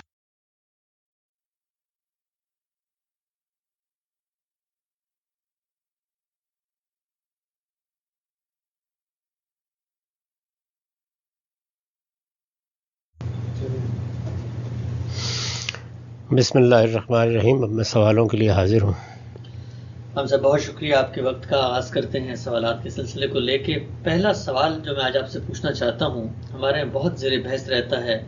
اور بالخصوص وہ لوگ جو اسلام پر اعتراض کرتے ہیں وہ یہ سوال پیش کرتے ہیں، اور مسلمان اس کے جواب میں کچھ بھی کہنے کی پوزیشن میں نہیں ہوتے۔ قرآن مجید میں اللہ تعالیٰ نے بالکل وضاحت سے کہا ہے کہ السارق والسارقۃ فاقطعوا ایدیہما، کہ چور مرد ہو یا عورت چوری کرے گا تو اس کے ہاتھ کاٹ دیے جائیں گے۔ ایک مسلمان جب یہ بات سنتا ہے تو وہ بڑا حیران پریشان ہو جاتا ہے کہ موجودہ دور کے اندر جس وقت جرم کے پیچھے کیا محرکات ہیں اس پر گفتگو ہو رہی ہے، اور مجرم کی ریہیبلیٹیشن پہ دنیا کام کر رہی ہے، اور اسلام کہتا ہے کہ چور کے ہاتھ کاٹ دیے جائیں گے، تو اس سوال کا جواب وہ کیا دے؟ یہ بھی نہیں کہہ سکتا کہ ایسا نہیں کریں گے، اللہ کی کتاب میں لکھا ہوا ہے، اور یہ بھی نہیں کہہ سکتا کہ ایسا کریں گے، جو کہ بظاہر بڑی ہی وحشتناک قسم کی ایک سزا معلوم ہوتی ہے۔ سوال میرا آپ سے آج یہ ہے کہ کیسے مسلمان اس بات کو سمجھیں اور دنیا کے اندر جو ان پر اعتراضات ہوتے ہیں اس حوالے سے ان کو ڈیفینڈ کر سکیں۔ سب سے پہلے تو اپنے دین کو سمجھنا چاہیے، اس لیے کہ اگر آپ نے اپنے دین کو نہیں سمجھا اور آپ یہ نہیں جانتے کہ اسلام کیا ہے، آپ اس بات سے واقف نہیں ہیں کہ اللہ تعالیٰ نے اپنی شریعت کیوں دی ہے، تو آپ دنیا میں جو قوانین ہیں ان کے ساتھ اس کا تقابل کریں گے۔ یہ تقابل چونکہ دو متضاد چیزوں کا تقابل ہے، تو اس وجہ سے نہ کبھی نتیجے کے طور پر وہ آپ کے لیے قابل اطمینان ہوگا، نہ دوسروں کے لیے قابل اطمینان ہوگا۔ تو اس میں سب سے پہلی اور بنیادی بات یہ سمجھنی چاہیے کہ ایک چیز ریاستی قانون ہے، یہ قانون لوگوں کی مصلحت کو سامنے رکھ کے بنایا جاتا ہے۔ اگر آپ غور کریں تو بجائے خود ریاست اسی مصلحت سے پیدا ہوئی ہے، یعنی ہمیں کیا کوئی کالے کتے نے کاٹا ہے کہ ہم اپنے اندر ایک نظم پیدا کریں اور ایک ریاست بنائیں اور ایک حکومت قائم کریں اور کچھ لوگوں کو اقتدار دیں اور ان کو یہ اختیار بھی دیں کہ وہ ہم پر اپنا حکم چلائیں۔ یہ انسانوں کی مصلحت ہے کہ انسان چونکہ اپنے باطن کے لحاظ سے ارادہ و اختیار کے غلط استعمال پر بھی قدرت رکھتا ہے، تو اس لیے اختیارات کے سوء استعمال کی وجہ سے حق تلفی ہونے لگ جاتی ہے، لوگوں کی جان مال آبرو کے خلاف زیادتیاں ہوتی ہیں۔ اس کو روکنے کے لیے انسانوں نے یہ گوارا کیا ہے کہ وہ اپنے اندر ایک حکومت قائم کریں۔ اب ظاہر ہے کہ جب یہ حکومت قائم ہی اس لیے کی گئی ہے کہ حق تلفی کو روکا جائے، جان مال آبرو کے خلاف زیادتی کو روکا جائے، تو اس کی جورسڈکشن بھی یہی ہے، اس میں ریاستیں قانون بناتی ہیں۔ آج کل کے زمانے میں یہ ایک اچھی بات ہو گئی کہ یہ قوانین جب بھی بنائے جائیں تو ان پر بحث ہو، مباحثہ ہو، ان کے مسالے دیکھے جائیں، ان کے مقاصد دیکھے جائیں، اور اس کے بعد پارلیمنٹ میں بحث کر کے اکثریت کی بنیاد پر قانون سازی کی جائے۔ وقت کے ساتھ، حالات کے ساتھ اگر کوئی تبدیلیاں یا تغیرات آئیں تو قانون میں بھی تبدیلی ہوتے رہے۔ یہ ریاستی قانون ہے، اس کو ایسے ہی ہونا چاہیے۔ اس کے بالکل برخلاف اللہ کا قانون ہے۔ اللہ کے قانون کا تعلق اس ریاستی قانون سے نہیں ہے، اس کا تعلق میرے اللہ تعالیٰ کے ساتھ عہد سے ہے۔ یعنی میں جب مسلمان ہوتا ہوں تو میں سوچ سمجھ کر شعوری طور پر اس حقیقت کو قبول کرتا ہوں کہ میرا ایک پروردگار ہے، اور میں نے اب اس پروردگار کے ساتھ عہد کر لیا ہے کہ میں اس کے حکم کی خلاف ورزی نہیں کروں گا۔ یعنی عام حالات میں میں غلطیاں کرتا ہوں، کوتاہیاں کرتا ہوں، لیکن شعوری طور پر دین کو قبول کرنے کا مطلب یہ ہے۔ اسلام کسے کہتے ہیں؟ To surrender. اس کو سیدنا ابراہیم نے ایک بلیغ جملے میں واضح کیا کہ اسلمت لرب العالمین، یعنی اسلام کیا ہے؟ میں نے اپنے آپ کو جہانوں کے پروردگار کے حوالے کر دیا ہے۔ تو اللہ تعالیٰ کے حوالے کر دینا، اللہ تعالیٰ کے ساتھ ایک سچا زندہ تعلق قائم کرنا، اور پھر اس کے بعد اس عہد میں بن جانا کہ میں اللہ کے قانون کی، اللہ کے حکم کی خلاف ورزی نہیں کروں گا۔ اس کو اسلام کہتے ہیں۔ یہ ہم شعوری طور پر قبول کرتے ہیں، یعنی میں سمجھ کر سوچ کر اس بات کو قبول کرتا ہوں کہ میں اپنے اللہ کے ساتھ یہ عہد باندھ رہا ہوں۔ آپ قرآن مجید میں پڑھیے تو جگہ جگہ اس کو میثاق سے تعبیر کیا گیا ہے۔ اللہ تعالیٰ نے قوموں کے ساتھ جو معاملات کیے اس کو بھی میثاق سے تعبیر کیا گیا ہے۔ بنی اسرائیل کے ساتھ جو معاملہ ہوا اس کو بھی میثاق سے تعبیر کیا گیا ہے۔ تو یہ میثاق ہے اللہ تعالیٰ کے ساتھ۔ رسول اللہ صلی اللہ علیہ وسلم جب اسلام کی بیعت لیتے تھے تو یہ اصل میں اسی عہد کا بیان ہے۔ جب آپ یہ کہتے تھے کہ میرے ہاتھ پر رسول کی حیثیت سے بیعت کرو، اور یہ حق بھی آپ ہی کا تھا کہ اس کا مطالبہ کریں، تو یہ اس بات کا اعلان تھا کہ میں آپ کے ساتھ، آپ کے ہاتھ پر ہاتھ رکھ کے یہ عہد کر رہا ہوں کہ میں آپ کے احکام کو مانوں گا، میرا رویہ سمینا و اطانا کا ہوگا۔ یہ جو عہد ہے یہ اس وقت ہر مسلمان پیدائشی طور پر باندھ لیتا ہے۔ اس کے بعد یہ چاہیے کہ وہ تعلیم پائے، اس کو سمجھے، اور شعور کے ساتھ ایک عمر میں پہنچ کر تجدید ایمان کرے، یعنی شعوری طور پر اپنے دین کو قبول کرے۔ تو جو لوگ شعوری طور پر اس دین کو سمجھ کر قبول کر لیتے ہیں، ان کا معاملہ پھر یہ ہے کہ وہ ریاست کے مجرم نہیں ہوتے محض، وہ اس سے آگے بڑھ کر خدا کے مجرم ہوتے ہیں۔ تو خدا کے مجرموں کے لیے قیامت میں سزائیں پڑھی ہیں آپ نے، یعنی جو لوگ خدا کے ساتھ سرکشی اختیار کر لیں، جو خدا کے مقابل میں کھڑے ہو جائیں، جو اس کی ہدایت کے بعد کفر پر اصرار کریں، جو اس کے مقابل میں شرک کا ارتکاب کریں، تو آپ جانتے ہیں کہ ان کے لیے کیا سزائیں بیان ہوئی ہیں؟ ابدی جہنم۔ یہ تو کچھ بھی نہیں ہے جن سزاؤں کا آپ نے ذکر کیا، ابدی جہنم۔ تو اسی پروردگار نے، جس نے قیامت کی وہ عدالت قائم کر رکھی ہے، یہ قانون بنایا ہے کہ اگر تم مسلمان ہو کر دین کو شعوری طور پر قبول کر کے پھر چوری جیسے جرم کا ارتکاب کرو گے تو یہ محض چوری کی سزا نہیں ہے، بلکہ اللہ تعالیٰ کے ساتھ عہد باندھ کر پھر چوری کا ارتکاب کرنے کی سزا ہے۔ یہ محض زنا کی سزا نہیں ہے، یہ اللہ تعالیٰ کے ساتھ شعوری طور پر عہد اطاعت باندھ کر پھر بدکاری کا ارتکاب کرنے کی سزا ہے۔ تو اس وجہ سے یہ سزائیں سخت بھی ہیں، عبرتناک بھی ہیں، اس کو خود قرآن نے واضح کر دیا ہے۔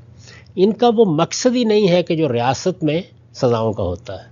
ریاست میں آپ سزائیں دیتے ہیں، مجرموں کی اصلاح کرتے ہیں، ان کی تربیت کا اہتمام کرتے ہیں، یہ سارے کام مسلمانوں کی ریاستیں بھی کریں گی اور عام حالات میں یہی قوانین ہوں گے، لیکن جن لوگوں نے شعوری طور پر اللہ کے دین کو قبول کیا ہے، وہ جب ان جرائم کا، جان کے خلاف جرائم، مال کے خلاف جرائم، آبرو کے خلاف جرائم، تین ہی بنیادی چیزیں ہیں، وہ جب ان میں ان جرائم کا ارتکاب کریں گے تو اگر ان کے پاس کوئی عذر نہیں ہے، وہ کسی رعایت کے مستحق نہیں ہے، ہر لحاظ سے پورے شعور کے ساتھ انہوں نے اس جرم کا ارتکاب کیا ہے، تو پھر اللہ تعالیٰ کہتے ہیں کہ جو سزا آخرت میں ملنی ہے اس سے پہلے پہلے میری طرف سے دنیا میں ان کو عبرت بنا دیا جائے۔ آپ وہ آیت پڑھیے جس میں چوری کی سزا بیان ہوئی ہے، اس میں یہ نہیں کہا گیا کہ یہ چوری کو روکنے کے لیے ہے، میں جزاءً بما کسبا نکالم من اللہ، یہ اصل میں اللہ تعالیٰ کے ساتھ عہد اطاعت باندھ کر جس جرم کا اس نے ارتکاب کیا ہے اس کی جزا بھی ہے اور اللہ کی طرف سے عذاب ہے اس کے اوپر۔ اسی طریقے سے اگر آپ زنا کی سزا کے بارے میں سورہ نور کے شروع میں پڑھیں گے تو اسے عذاب سے تعبیر کیا ہے۔ تو یہ در حقیقت اللہ تعالیٰ کے غضب کا اظہار ہے اس بندے پر جس نے اللہ کو مانا، اس کے رسول کو مانا اور شعوری طور پر مان کر پھر اتنے بڑے جرم کا ارتکاب کر لیا۔ تو اس لیے ان کو ریاستی سزاؤں کی طرف دیکھنا، اس کو دنیاوی سزاؤں کی طرف دیکھنا، یہ اپنے دین کو نہ سمجھنے کے مترادف ہے۔ چنانچہ یہ سزائیں کن کو دی جائیں گی؟ جن کے پاس نہ جرم کی نوعیت کے لحاظ سے کوئی عذر ہوگا، نہ اپنے حالات کے لحاظ سے کوئی عذر ہوگا۔ جرم اپنی نوعیت کے لحاظ سے اور مجرم اپنے حالات کے لحاظ سے اگر کسی رعایت کا مستحق نہیں ہے تو سزا اس صورت میں دی جائے گی، اور یہ دیکھ کر دی جائے گی کہ یہ شعوری طور پر خدا کے دین کو قبول کر چکا تھا۔ اس کی زندگی اس بات کی شہادت دیتی ہے اگر ان سب شرائط پر وہ پورا نہیں اترا، اس کے پاس جرم کی نوعیت کے لحاظ سے کوئی عذر ہے، حالات کے لحاظ سے کوئی عذر ہے، اسلام کے ساتھ شعوری تعلق کی وہ سطح نہیں ہے، تو پھر یہ سزا نہیں دی جائے گی اس کو۔ تو یہ اللہ کے ان بندوں کے لیے سزا ہے جو اللہ کے ساتھ عہد اطاعت باندھ کر پھر اس کی زمین کے اوپر چوری یا زنا کا ارتکاب کرتے ہیں یا کسی اور جرم کا ارتکاب کرتے ہیں۔ ٹھیک، اچھا عام صاحب، میں چاہتا ہوں کہ کچھ آپ کے سامنے سینیریوز رکھ کے یہ سمجھوں کہ ان احوال کے اندر کیا آپ کی نظر میں جو شریعت کی سزا ہے اور وہ اللہ کے ساتھ عہد اطاعت باندھنے والے مسلمانوں کی، کیا وہ سزا ان کو وہاں دی جائے گی یا نہیں دی جائے گی؟ ایک مجرم پیش ہوتا ہے، مسلمانوں کی حکومت ہے، اور وہ مجرم یہ کہتا ہے کہ میں نے، اگرچہ میں مسلمان ہوں لیکن چوری میں نے اس لیے کی کہ مثلا میری بہن کی شادی تھی اور میرے پاس مال نہیں تھا اور میں مجبور تھا، یا میں بہت دنوں سے بھوکا تھا تو میں نے دکان میں گھس کے جو ہے وہ مال لے لیا، تو اب اس صورت میں کس وجہ سے اس کو رعایت ملے گی؟ اگر سزا ملے گی تو کیوں ملے گی؟ یہ تو آپ نے ایک صورت بیان کر دی نا، ایسی دسیوں صورتیں ہو سکتی ہیں جن میں یا تو جرم کی نوعیت ایسی ہے کہ اس پر سزا نہیں دینی چاہیے یا سخت سزا نہیں دینی چاہیے، اسی طرح سے مجرم کے حالات ایسے ہیں۔ یہ جو عام طور پر آپ نے سنا ہوگا کہ سیدنا عمر نے قحط کے زمانے میں یہ سزا معطل کر دی، لوگ اس کو اس طرح بیان کرتے ہیں، یہاں تک کہ بعض مفکرین بھی یہ کہتے ہیں کہ اسلامی حکومت کے سربراہ کو سزا معطل کرنے کا اختیار ہے۔ ایسا نہیں ہے، در حقیقت وہ شرائط ہی پوری نہیں، تو اس لیے یہ جو صورت آپ نے بیان کی اس کا بھی جائزہ لیا جائے گا، کسی مجرم کے اور کوئی حالات ہیں ان کا بھی جائزہ لیا جائے گا۔ یہ معلوم ہے نا کہ زنا کی سزا کے موقع کے اوپر رسول اللہ صلی اللہ علیہ وسلم نے کیا سوالات کیے ہیں، یعنی وہ کیا چیز ہے، پہلے جرم کی نوعیت پوری طرح طے ہونی چاہیے، یعنی جرم اس درجے میں ہو گیا ہے، اس طرح ہو گیا ہے کہ اب اس کی کوئی تعویل یا توجیہ نہیں کی جا سکتی۔ ایک بات، مجرم کے حالات، ظاہر ہے کہ چوری میں اس کے معاشی حالات کیا تھے، اس نے کس طرح کی صورتحال میں یہ جرم کا ارتکاب کیا ہے، کوئی اس کا مالک، کوئی اس کا آقا، کوئی اس سے کام لینے والا اس کے ساتھ کوئی زیادتی تو نہیں کر رہا تھا، وہ بیچارہ اس وقت کس صورتحال سے دوچار تھا، اس وقت اس کے معاشی حالات کی کیا صورت تھی، وہ کوئی عادی مجرم تھا یا اس موقع کے اوپر کسی ترغیب کے نتیجے میں کر بیٹھا، عمر کیا تھی اس کی، کیا فی الواقع وہ کوئی سمجھ فہم رکھتا تھا، اس کی سمجھ اور فہم کا درجہ کیا تھا، یہ سب چیزیں بھی دیکھنی ناگزیر ہیں۔ اور آخر میں سب سے بڑی چیز یہ دیکھنی ضروری ہے کہ اسلام کا کتنا شعور تھا۔ تو میں پلٹ کر آپ کو جواب دیتا ہوں کہ یہ سزا تو اصل میں میری آپ کی طرح کے لوگوں کے لیے ہے، یعنی جو لوگوں کو بتاتے ہیں کہ دین یہ ہے، یہ بتاتے ہیں کہ اس کا صحیح شعور یہ ہے، لوگوں کو تلقین کرتے ہیں کہ خدا کے ساتھ عہد کی نوعیت یہ ہے،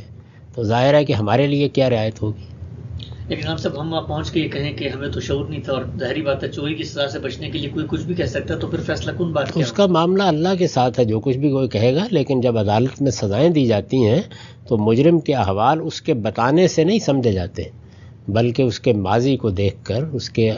حالات کو دیکھ کر جانے جاتے ہیں۔ اگر ایک آدمی جو ہے وہ نمازی تھا، پرہیزگار تھا، اللہ تعالیٰ کو یاد کرتا تھا، اللہ تعالیٰ کے دین کے بارے میں سب شہادتیں موجود ہیں کہ پورے شعور سے مانتا تھا، تو پھر وہ سزا کا مستحق ہے۔ تو ہم سب یہ بتائیے گا کہ عالمی ضمیر تو اس وقت اس طرف بڑھ رہا ہے کہ مجرموں کی ریہیبلیٹیشن، بلکہ جیل کی خود سزا کے بارے میں بحثیں ہو رہی ہیں، اور جو کیپٹل پنشمنٹ ہے وہ زیر بحث ہے۔ چونکہ ایک دنیا میں رہتے ہیں، گلوبل ولیج ہے، معاہدات ہیں ملکوں کے ساتھ، آپ اگر ان پر عمل درآمد نہیں کرتے، ان کے جو نظریات ہیں جو بالکل دنیا میں مسلمہ نظریات بن چکے ہیں، ان سے روگردانی کرتے ہیں، تو تجارتی معاہدات بھی نہیں ہو سکتی، فلائٹس بھی نہیں جا سکتی۔ تو ہم عالمی ضمیر کو کیسے بتائیں کہ یہ ہمارا اور اللہ کا معاملہ تھا، اور اگر ہم ہاتھ کاٹ رہے ہیں تو یہ تو اللہ کی سزا ہے جو اپنے اوپر۔ عالمی ضمیر کو یہ بتائیں کہ یہ ریاستی سزائیں نہیں ہے، یعنی ہم نے اپنی ریاست میں رہنے والے تمام لوگوں کے لیے یہ سزائیں نہیں مقرر کر رکھی، یہ تو ان لوگوں کے لیے ہیں جنہوں نے اپنے آپ کو ایک مسلمان کی حیثیت سے خدا کے ساتھ ایک عہد میں پیش کر دیا ہوا ہے۔ آپ کے ہاں جو افواج کے لیے قوانین ہوتے ہیں وہ عام ہوتے ہیں، کیوں نہیں عام ہوتے؟ آرمی ایکٹ بالکل نوعیت الگ رکھتا ہے،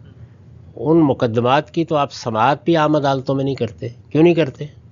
اس لیے کہ ایک شخص نے اپنے آپ کو ایک ایسی قوت کا حصہ بنانے کے لیے اپنے آزادانہ فیصلے سے پیش کر دیا کہ اب وہ اس کے ڈسپلن کا پابند ہے۔ تو یہ اللہ تعالیٰ کے ساتھ میرے معاہدے کا نتیجہ ہے کہ میں نماز کا اہتمام رکھوں، اللہ کی بندگی کروں، اس شعور کے ساتھ اس کے دین کو مانوں، اور اگر اس شعور کے ساتھ مانتے ہوئے میں بدکاری کا ارتکاب کرتا ہوں اور پکڑا جاتا ہوں یا مجھ پر حجت قائم ہو جاتی ہے یا چوری کرتا ہوں تو پھر میں کسی رعایت کا مستحق نہیں ہوں۔ تو سب سے پہلی چیز جو خود مسلمانوں پر واضح ہونی چاہیے اور جس کو عالمی سطح پر بھی واضح کرنا چاہیے کہ یہ ہمارا ریاستی قانون نہیں ہے،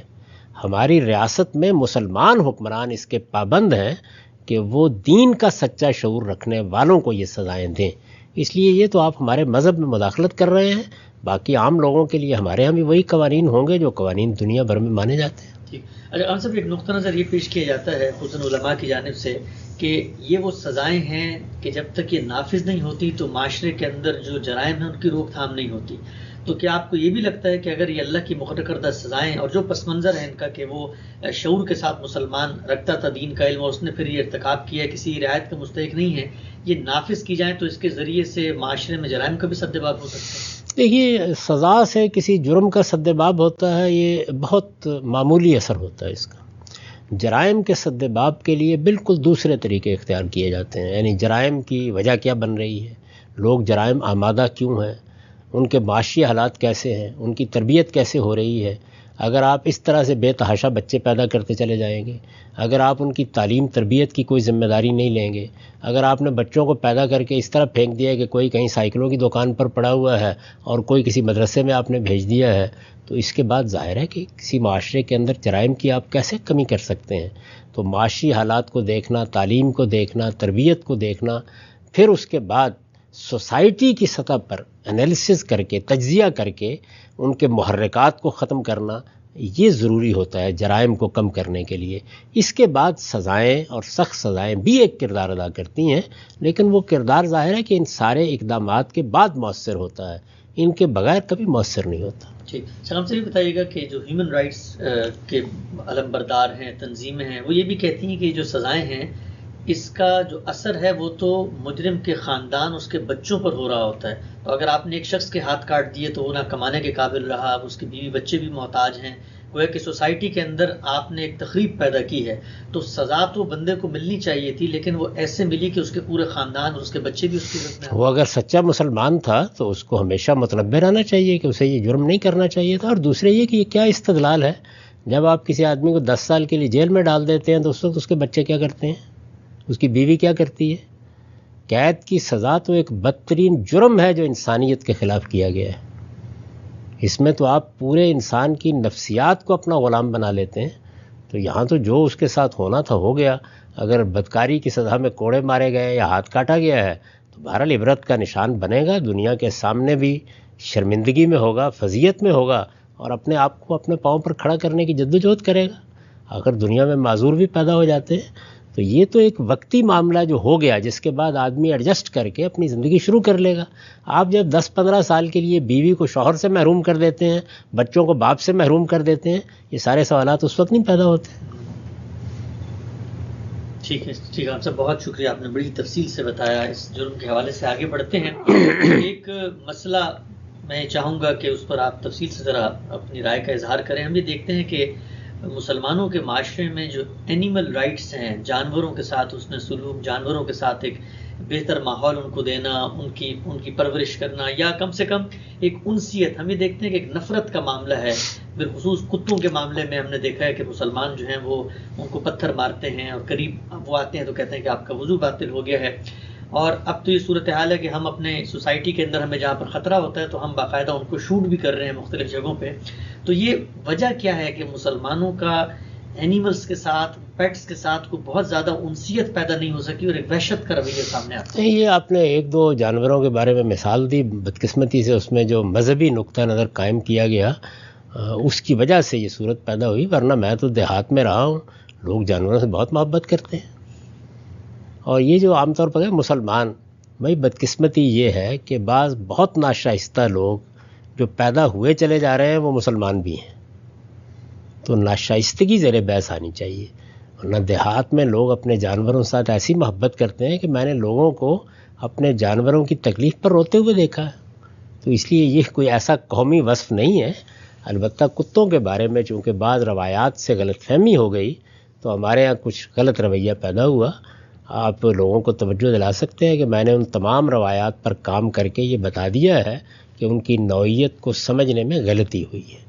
تو یہ سب جانور اللہ کی مخلوقات ہیں، ان سے محبت کرنا، ان کی خدمت کرنا، ان کی تکلیف پر تکلیف محسوس کرنا، یہ ایک مسلمان کے ایمان کا تقاضا ہے۔ اور بہت سی روایتوں میں خود رسالت مآب صلی اللہ علیہ وسلم نے یہ فرمایا ہے کہ ہر جگر تر جس کی تم خدمت کرتے ہو، جس میں جان ہے، وہ تمہارے لیے آخرت میں اجر کا باعث بنے گا، اور اگر کسی جانور کو تکلیف دو گے تو اس کے لیے اللہ کے ہاں جواب دہ ہوگے۔ اس لیے اس کا کوئی مذہبی لحاظ سے تو سوال ہی نہیں ہے۔ بعض اوقات ہوتا ہے کہ کسی چیز کے بارے میں کوئی غلط فہمی یا غلط تعبیر لوگوں میں ایک رائے پیدا کر دیتی ہے، لیکن اس کے بعد بھی یہ کہ آپ اینٹ ماریں، پتھر ماریں، جانوروں کو تنگ کریں، جانوروں کو کسی بری حالت میں رکھیں، یہ تو ہر حال میں ایک بڑا جرم ہے، اور اس کا سدباب جس طرح باقی دنیا حساس ہے اور کر رہی ہے، ہمیں سب سے بڑھ کر، سب سے آگے ہو کر کرنا چاہیے۔ ٹھیک، اگر ہم سے بھی بتائیے گا کہ ہمارے ہاں یہ جو زو بنے ہوتے ہیں، چڑیا گھر جہاں جانوروں کو قید کر کے رکھا جاتا ہے اور لوگ آتے ہیں، ان کو دیکھتے ہیں، محظوظ ہوتے ہیں، نیچر کا علم بھی حاصل کرتے ہیں، تو یہ بھی آپ کو لگتا ہے کہ جو دینی تصورات یا دینی تعلیمات کے لحاظ سے کوئی قابل اصلاح چیز ہے؟ دین تو بہت بڑی چیز ہے، میں تو اس کو انسانیت کے خلاف سمجھتا ہوں۔ یعنی آپ کو جو اللہ تعالیٰ نے انسانی شعور دیا ہے، وہ بھی اس کا تقاضا کرتا ہے کہ اس طرح جانوروں کو نہ رکھا جائے۔ یعنی آپ کو ایسے بڑے بڑے علاقے جو ہیں وہ مخصوص کرنے چاہیے جس میں جانور فطرت کے قریب رہ سکیں، اتنی ہی پابندی ہو کہ جس میں ان کی فطرت پر کوئی زد نہ پڑے، اور پھر اس میں جس طرح کے عام طور پر ہمارے ہاں بہت بڑے بڑے علاقے بنائے جاتے ہیں یا پارک بنائے جاتے ہیں، ان میں لوگ جائیں اور جانوروں کو دیکھ لیں۔ یہ کہ آپ نے 10 فٹ کے پنجرے میں بند کیا ہوا ہے اور وہیں وہ مر رہا ہے، وہیں جی رہا ہے۔ ابھی آپ نے دیکھا کہ ہمارے یہاں اسلام آباد میں ایک ہاتھی کا معاملہ زیر بحث رہا، تو یہ سب چیزیں جو ہیں یہ ختم ہونی چاہیے۔ جانوروں کے ساتھ برا سلوک، ان کی بے رحمی کا انسداد، یہ ایک مشن کے طور پر لوگوں کو اختیار کرنا چاہیے۔ ہمارے ہاں بھی ایسی بہت سی تنظیمیں بننی چاہیے، بہت سی سوسائٹیز بننی چاہیے کہ جو جانوروں کے معاملات کو دیکھیں، پرندوں کے معاملات کو دیکھیں، جو درختوں کے معاملات کو دیکھیں۔ یعنی یہ سارے جتنی اللہ کی مخلوقات ہیں، ان کی خدمت کرنا، ان کی نگہداشت کرنا، ان کی پرداخت کرنا، ان کو اچھا ماحول فراہم کرنا۔ اور میں تو ہمیشہ لوگوں کو نصیحت کرتا ہوں کہ کسی جانور کو آپ گھر میں رکھ رہے ہیں تو پھر اس کی ذمہ داری اسی طرح ہے جس طرح آپ کے بچے کی ذمہ داری آپ پر عائد ہوتی ہے۔ ٹھیک ہے، ہم سب آگے بڑھتے ہیں، کچھ مختصر سوالات ہیں وہ بھی لے لیتے ہیں۔ یہ سورہ بقرہ میرے سامنے کھلی ہے، آیت 220، اس میں یہ بیان ہوا ہے وَإِن تُخَالِطُوهُمْ فَإِخْوَانُكُمْ۔ آپ نے جو اس کا ترجمہ کیا اور وہ یہ ہے کہ اگر تم ان کی ماؤں سے نکاح کر کے انہیں اپنے ساتھ شامل کر لو تو وہ تمہارے بھائی ہیں۔ تو یہ جو آیت ہے ان تخالطوہم فاخوانکم، یہاں پر تو ماں کا کہیں لفظ ذکر نہیں ہے، لیکن آپ کے ترجمے میں ان کی ماؤں سے نکاح کرنے کا ایک بریکٹ میں اضافہ ہے، یہ اضافہ کیسے شامل کیا؟ میں جب ترجمے میں یا کوئی بھی صاحب علم جب ترجمے میں قوسین میں کسی چیز کا اضافہ کرتا ہے تو اس کو تفسیری اضافہ کہا جاتا ہے۔ یعنی اگر تو آپ نے اصل ترجمے میں کسی چیز کا اضافہ کیا ہے تو اس کے لیے ضروری ہے کہ لفظ کے اندر اس کا قرینہ ہو، یعنی وہ جملے کی تالیف کا تقاضا ہو، وہ لفظ کا تقاضا ہو۔ جب آپ اس طرح کا کوئی اضافہ کرتے ہیں یہ تفسیری اضافہ ہے۔ اس کا مطلب یہ ہے کہ جو بات بیان کی گئی ہے اس بات کو اگر آپ اس کے سیاق میں رکھ کے دیکھیں، اس کے لفظ کا حق ادا کریں تو وہ یہ چاہتی ہے کہ اس کی یہ وضاحت کی جائے۔ یہ وضاحت آپ تفسیر میں بھی کرتے ہیں، بعض موقعوں پر آپ قوسین میں ترجمے کے اندر بھی کر دیتے ہیں۔ تو یہاں چونکہ مخالطت کا لفظ استعمال ہوا ہے جس کا مطلب ہے اپنے خاندان کا حصہ بنا لینا، اپنے وجود کا حصہ بنا لینا، تو ظاہر ہے کہ اس کی صورت کیا ہوگی؟ وہ صورت خود قرآن مجید نے سورہ نساء میں بتا دی ہے کہ اگر ان یتیموں کے معاملے میں تم انصاف نہیں کر سکتے تو ان کے ساتھ جو عورتیں ہیں ان میں سے کسی کے ساتھ جس کو تم پسند کرو نکاح کرو،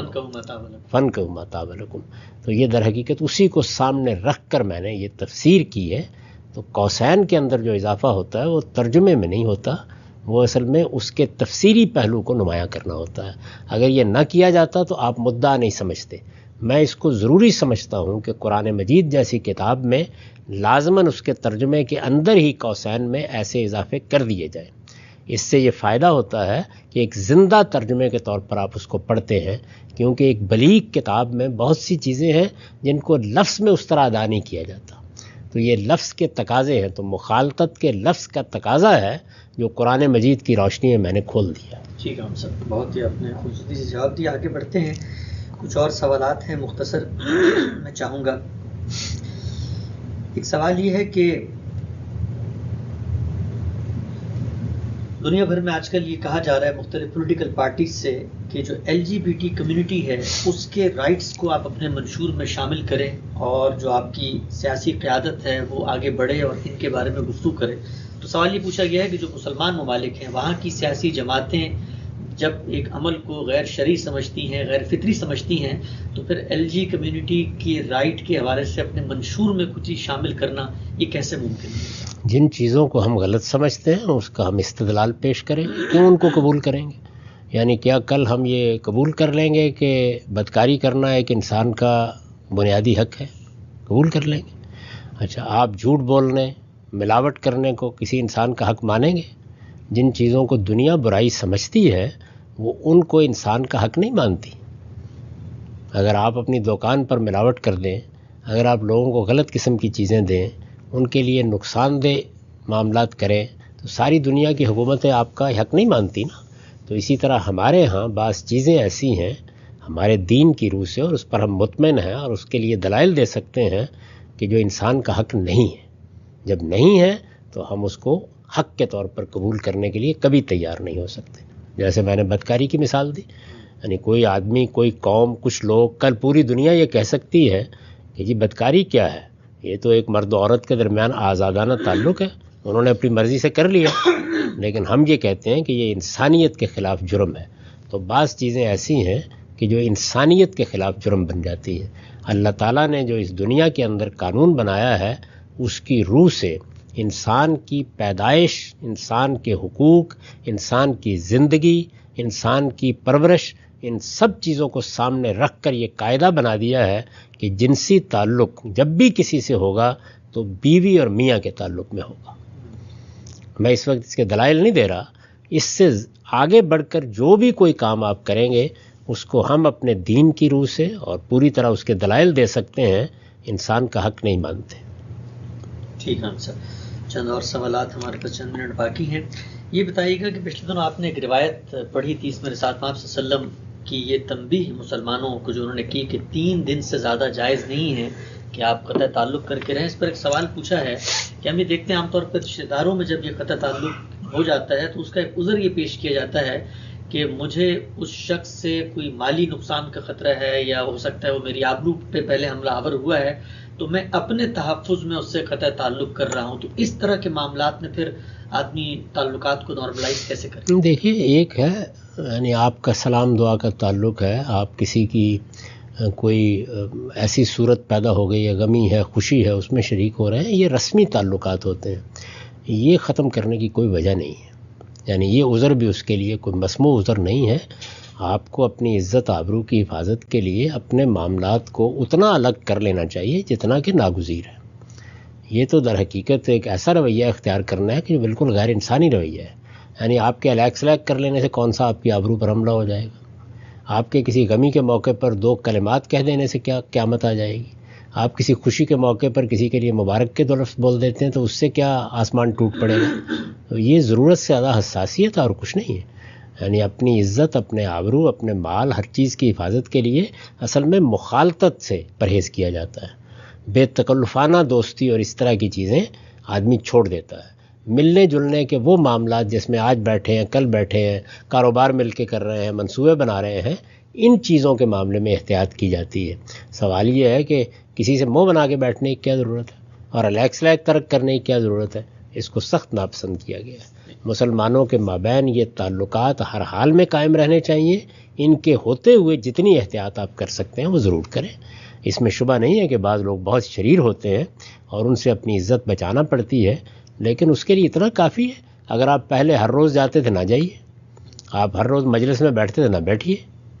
آپ گپ شپ کرتے تھے نہ کیجیے، آپ اعتماد کے معاملات میں مشورہ کرتے تھے بند کر لیجیے۔ تو یہ ساری چیزیں، اس کے لیے دین آپ کو مجبور نہیں کر رہا، لیکن جو ایک معاشرتی ربط ہوتا ہے انسان کی حیثیت سے، وہ قائم رہنا چاہیے۔ ٹھیک ہے، آپ سے بہت شکریہ، آپ کے وقت کا۔ یہ ہمارا وقت ختم ہوتا ہے، انشاءاللہ کل دوبارہ حاضر ہوتا ہے۔ بہت شکریہ۔